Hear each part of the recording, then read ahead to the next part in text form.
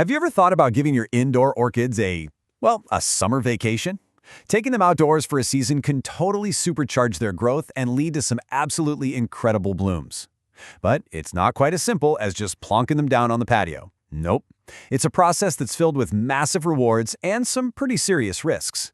So how do you give your orchid the vacation of a lifetime without the sunburn and unwanted guests? Let's dive in. And when I say the stakes are high, I mean they are incredibly high. The dream, right, is that your orchid comes back inside stronger than ever with all this vigorous new growth, just primed for its best flowering season yet. The nightmare? It comes back with scorched, permanently damaged leaves, or even worse, it's carrying a secret army of pests that can infest your entire indoor collection.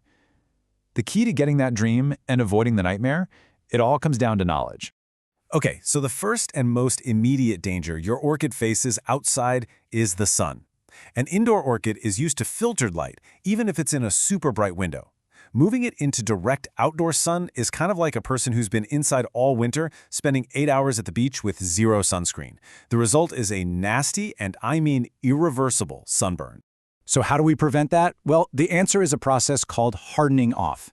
This is the absolutely crucial, gradual introduction to the outdoors. You can think of it as training for your plant. You're slowly exposing it to more intense light, more wind, more temperature changes, and all of that triggers the plant to build up its own natural defenses. You really can't rush this part. Now, what's totally fascinating is that plants have their own built-in sunscreen. It's so cool. When they're exposed to stronger light, a lot of orchids will start producing these pigments called anthocyanins. These create this reddish or purplish blush on the leaves that literally shields the delicate cells underneath from UV damage, kind of like a tan on our skin. Seeing a little bit of a blush is an awesome sign that your plant is adapting just like it should. So let's talk about the actual protocol. Here's the game plan. First, you're going to start your orchid in deep, consistent shade for about a week. We're talking under a dense tree or a covered porch where it gets absolutely zero direct sun. After that, if the plant looks happy, you can introduce just a little bit of gentle morning sun, maybe 30 minutes to start. Then, over the next 2 to 4 weeks, you just slowly increase that morning exposure. And the whole time, you have to watch your plant like a hawk. If the leaves start looking pale or yellow, that is a cry for help. Move it back into more shade right away.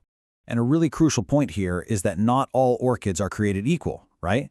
Their needs are totally tied to their native habitats. Your common Phalaenopsis, the moth orchid, it comes from the shady jungle floor, so it's a low-light plant that burns super easily.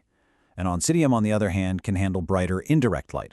And then you have a Cattleya, which often grows way up high in the tree canopy. It actually loves a few hours of direct morning sun to set its flower buds. You just have to know your plant to know its limits.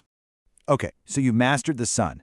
The second major challenge is preventing your orchid from bringing home any unwanted souvenirs from its vacation. And by that, I mean pests.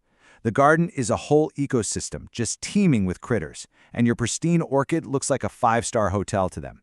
Your defense starts before the plant even goes outside. First, do a super thorough inspection. I mean, look under every single leaf in every crevice. Check the drainage holes for slugs or any other pests hiding out.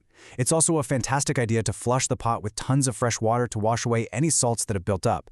And finally, a preventative spray with a horticultural oil like neem oil can create a really nice protective barrier. Once it's outside, you're in their territory. You gotta know your enemy. Slugs and snails, public enemy number 1. They will chew through new roots and flowers overnight, so get those pots up off the ground. Aphids and thrips, they'll just suck the life out of new growth, so be ready with insecticidal soap. Caterpillars, they can strip a leaf in a single day, so you have to inspect often and just pick them off when you see them. The key here is constant vigilance and acting fast. All right, summer is ending, and it's time for your orchid to come home. But the vacation isn't over yet. This final step, what we'll call repatriation, is arguably the most critical part of this whole process. This is your final biosecurity checkpoint, and it's what protects your entire indoor collection. Before it even crosses the threshold, you need to clean everything. Wipe down every leaf, top and bottom. Scrub the outside of the pot to remove any algae or potential pest eggs. You know, for really high-value collections, a systemic insecticide drench during that final week outdoors can kill any hidden pests. But the most important step, the one that is absolutely non-negotiable, is quarantine. Your orchid needs to be completely isolated from all your other plants for at least 4 to 6 weeks. Why so long? Well, it's because many pest eggs are totally invisible to the naked eye. This quarantine period gives them time to hatch, which allows you to spot and treat an infestation before it has any chance to spread. This is your post-trip detox, and it's what guarantees the safety of all your other beloved plants. Okay, so after all of that, the careful acclimation, the constant pest patrols, the strict quarantine, we have to ask the big question. Is it actually worth all the effort? Let's break down the final verdict. The benefits are immense. You get stronger plants with way more robust growth, a much higher chance of spectacular blooms, and healthier roots from natural rain flushing out all those salts. But the drawbacks are real too. There's the risk of sun damage, pests, and even damage from wind or hail. Success really depends entirely on your willingness to proactively manage these risks. This quote here really just sums it all up perfectly. Thinking of this as a simple vacation for your plant is kind of the wrong mindset. It is an active, hands-on period of intensive management, where you are the steward of your plant's environment. And when you approach it with that level of care and attention, wow, the results can be truly breathtaking. So by following these steps, you can harness the power of the outdoors to bring your orchids to a whole new level of health and beauty. The work is real for sure, but the reward is a stronger, more vibrant plant. Your orchid is back from its trip healthier than ever. So, are you ready for its best bloom season yet?